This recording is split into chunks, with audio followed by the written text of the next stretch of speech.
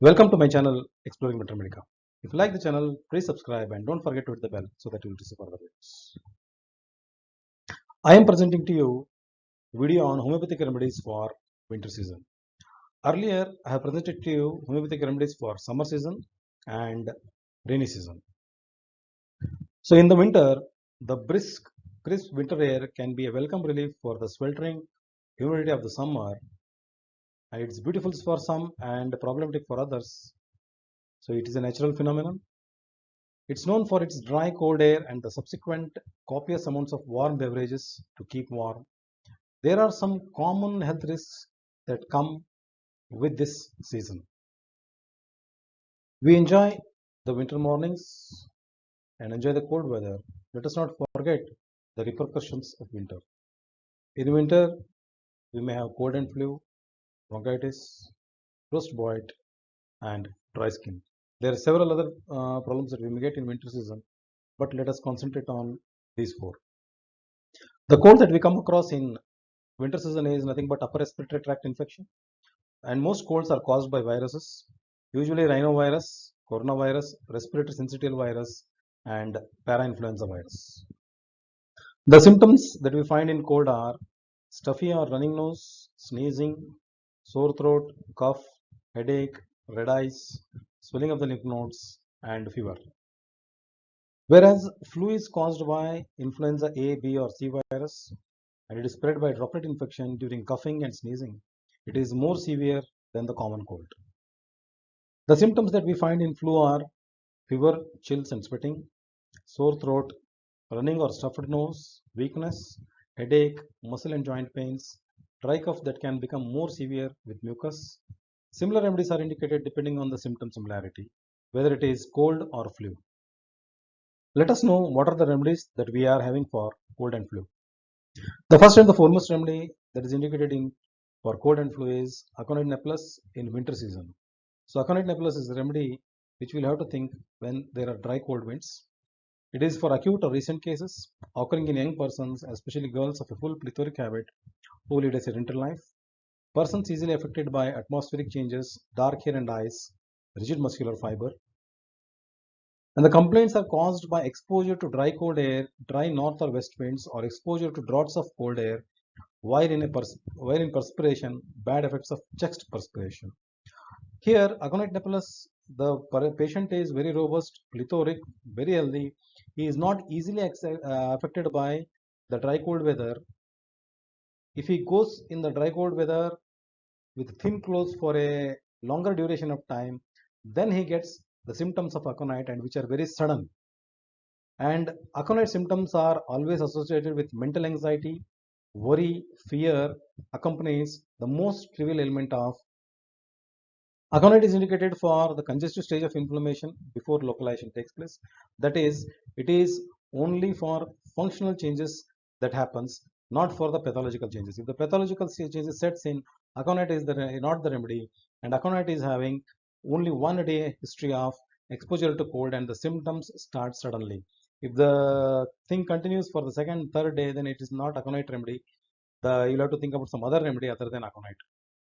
The fever is very high, the skin is dry and hot, the face red or pale and red alternately, and there is unquenchable thirst with fever, with intense nervous restlessness, tossing about in agony, becomes intolerable towards the evening and on going to sleep.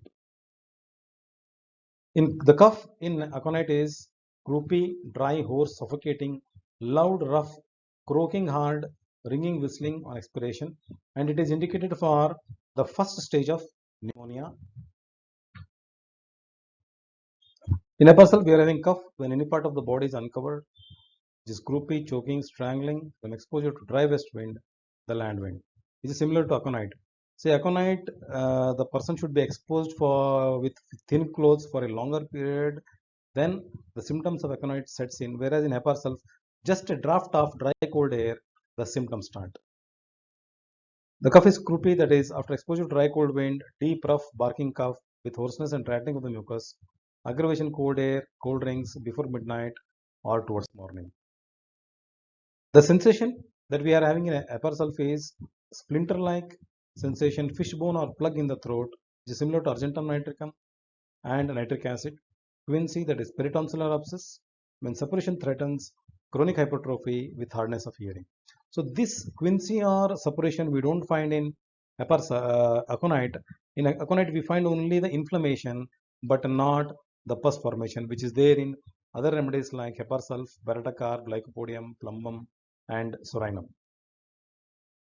Heparsulf sweats profusely day and night without relief. Perspiration is sore, offensive, and perspiration is very easy on every mental or physical exertion. Similar to soranum and sepia, you will have to again compare here this remedy with Merxol. But Merxol is aggravated by damp cold weather. Here in Heparsulf we are having the aggravation by dry cold weather. The third remedy that you will have to think after aconite Heparsulf is Spongia tusta. It is for the tubercular diathesis, awakens in fright and feels as if suffocating, as if he had to breathe through a sponge. Every mental excitement aggravates or increases the cough. Worse after sleep or sleeps into aggravation. Sore throat, aggravation after eating, and for sweet things. There is great dryness of the mucous membranes of air passages, throat, larynx, trachea, and bronchi, which we don't find in aconite and Heparsulf. The mucous membranes dry as a horn. Cough is dry, barking, croupy, rasping, ringing, wheezing, whistling. Everything is perfectly dry and there is no mucous rail in Spongia tusta. The cough is dry, sibilant like a saw driven through a pine board. Aggravation sweats, cold rings, smoking, lying with head low, dry cold winds, aggravation reading, singing, talking, swallowing, amelioration eating or drinking, vomitings. Which is croupy, anxious, wheezing, aggravation during inspiration. So during expiration, it is aconite. Aggravation before midnight. Aggravation before morning is Heparsulf. Camphora is indicated in early stages of cold, soon after exposure to cold, with chilliness and sneezing, sensation of icy coldness, with no fever, nose stopped and dry, frontal headache. So another remedy that you will have to think about in winter season is Sanguinarina nitrica, that is nitrate of sanguinarine. Here we are having ailments since winter, acute and chronic catarrh, acute pharyngitis, nose feels obstructed, profuse watery mucus with burning pain, tickling cough, chronic nasal, laryngeal and bronchial catarrh is there in Sanguinarina nitrica. Another common problem that we find in winter season is bronchitis. It is nothing but inflammation of the lining of the bronchial tubes which carry air to and from lungs is called as bronchitis. The symptoms include breathing problems, chest congestion, cough that may bring up mucus that's clear, white, yellow or green, with shortness of breath, wheezing or whistling sound. The remedies that we discussed for cold and flu are also indicated in bronchitis. Another remedy that we can think about here is causticum, that is with rawness or soreness of the skull, throat, respiratory system, rectum, anus, urethra and the uterus. Cough with rawness and soreness in the chest with inability to expectorate. Sputum must be swallowed, relieved by swallowing cold water on expiration, with pain in the hips remaining after pertussis, with expectoration chiefly at night. Hoarseness with rawness and aphonia in the morning, at night unable to get an easy position or lie still a moment.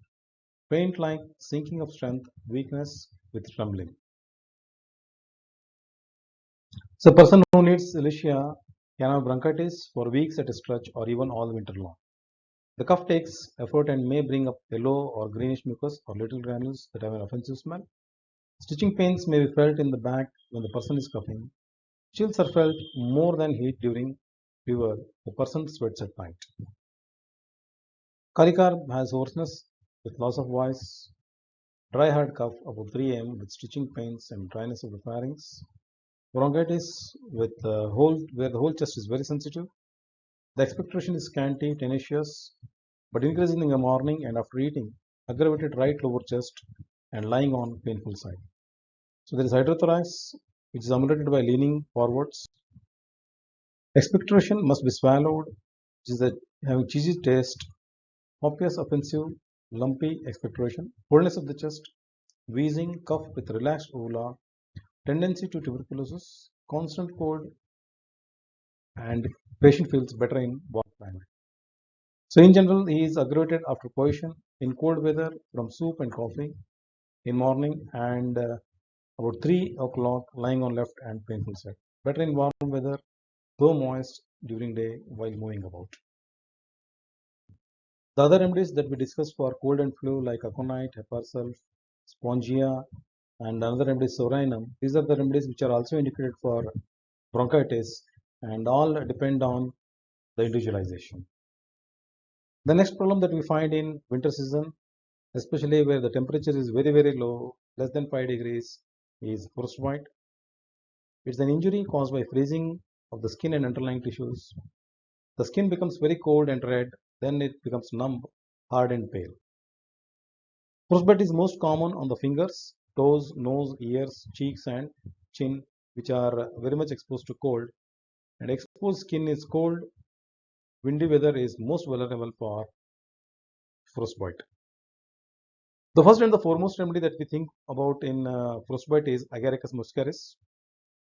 Chilblains, as it produces the stinging and itching sensation in the toes and feet that are characteristic of frostbite. If no other remedy is specially indicated, use Agaricus muscaris. Agaricus features the swelling, burning, redness, cramping and skin eruptions that itch and burn, redness after frostbite and symptoms of rosacea. Some experience swollen veins with their cold skin. Hypothermia are addressed by this remedy, namely the irregular and tumultuous palpitation of the heart, which can take place when hypothermia has progressed. In general, these patients' symptoms are all worse for open air, cold air, worse after eating, worse after coitus, and worse before a thunderstorm. Slow movement brings about amelioration. Then we are having terbinthina for chilblains, unbroken chilblains with excessive itching and pulsating pains, aching soreness of the next very common problem that we find in winter season is dry skin. The cold, dry air causes the moisture on your skin to evaporate more quickly.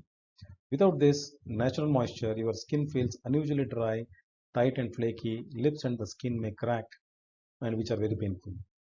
So the simple suggestion here is, other than the medicine, that oil-based moisturizers will help in such conditions. So these moisturizers will keep the skin moist and will not make it to dry and crack. In homeopathy, we are having the remedy that is petroleum, where we are having dry, rough and cracked skin. The skin feels harsh to touch. Dry skin in winter season and is of a great help in restoring the normal texture of the skin. Cracks on the hands due to extremely dry skin. The skin is sensitive and rough to touch. The cracks can be deep enough to cause bleeding. Melatonin is another drug which we'll have to think about in case of dry cold weather. This remedy is also having ill effects of vaccination similar to thuja and cilicia. The skin is in the form of scabs on the upper lip with stinging pain, and when torn off, aching in the forehead, dry scaly itching, raggeds of hands and feet in cold weather and from washing. Toes feel scalded and itchy. The itch is very terrible here, and the blown like protuberances.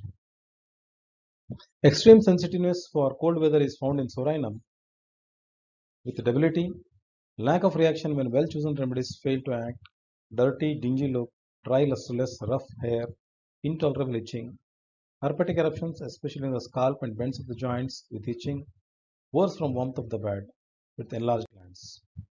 Sebaceous glands secrete excessively oily skin, indolent ulcers, slow to heal, eczema behind the ears, crusty eruptions all over, urticaria after every exertion, pustules near feet.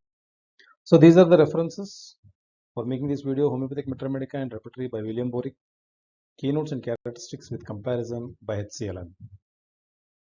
Thank you very much, my dear friends, for staying with me throughout the video. If you like the video, please subscribe and don't forget to hit the bell so that you will receive further videos. Thank you so much.